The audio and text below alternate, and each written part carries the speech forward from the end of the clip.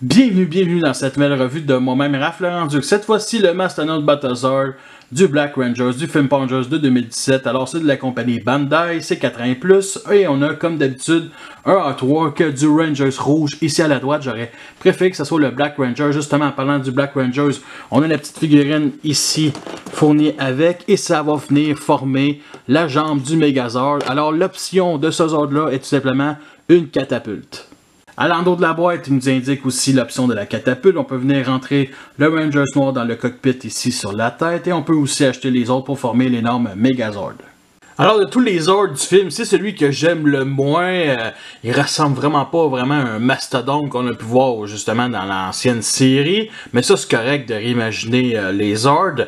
Mais il ressemble beaucoup, admettons, un peu au Triceratops, on va se dire. Alors ça a vraiment un look extraterrestre qu'on peut pas vraiment s'identifier. À 4 pattes ici, dont 3 pattes qui est collée, tout simplement. Alors les seules articulations qu'on a, c'est sur la patte arrière qui pivote comme ça, mais ça se détache pour former le gros Megazord. Et une chose que je déteste, c'est la tête ici. Vraiment une tête, assez spéciale. C'est un mélange entre un chat et Aronite des films Transformers. Assez spécial. Sinon, j'aime beaucoup les canons. Ici, la fameuse trompe et bien entendu les défenses ici. Alors ça, je trouve ça vraiment cool. Je dirais une scie mécanique, mais bon, c'est tout que c'est un genre de canon à accélération magnétique. Et tout comme le Tigre à dents de sang que je vais présenter dans la précédente revue, il n'y a pas vraiment de queue à l'arrière, fait que c'est un petit peu dommage. Alors pour les couleurs, on retrouve un noir qui est très omniprésent, qui est aucunement peinturé. On retrouve aussi du gris qui fait très cheap sur le dessus pour la gimmick. Et qu'on retrouve aussi pour les armes à l'avant. Tant qu'à moi, ça reste de couleur silver. Alors justement, en parlant du silver, on a une partie, admettons, des narines et de la bouche ici de couleur silver. On trouve aussi un bleu métallique qui fait office de cockpit. Justement, la fameuse gimmick qu'on peut rentrer une figurine à l'intérieur, j'aime beaucoup. Vu qu'elle est noire, elle règle le problème de la Ranger jaune qui avait quand même quelques petits défauts, surtout pour, mettons, la visière. Là, on voit un petit peu la visière un peu bizarre. On a bien entendu du gris foncé ici pour l'endroit de la bouche, du bleu métallique qu'on trouve au milieu du torse. Et bien entendu, les articulations ici, 60 degrés. On a aussi les jambes qui peuvent lever 90 degrés à l'avant et à l'arrière, comme ceci.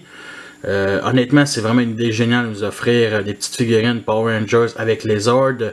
Ça fait depuis, on va dire, mon enfance que je trouvais que il aurait dû sortir ça à l'époque. Ça aurait été beaucoup mieux pour l'immersion, tant qu'à moi. Alors, remettons-le dans le cockpit ici, assis. Parfait, on referme la petite porte. Et la gimmick principale de ce Zord-là est une catapulte ici sur le dos, ok? Tout simplement.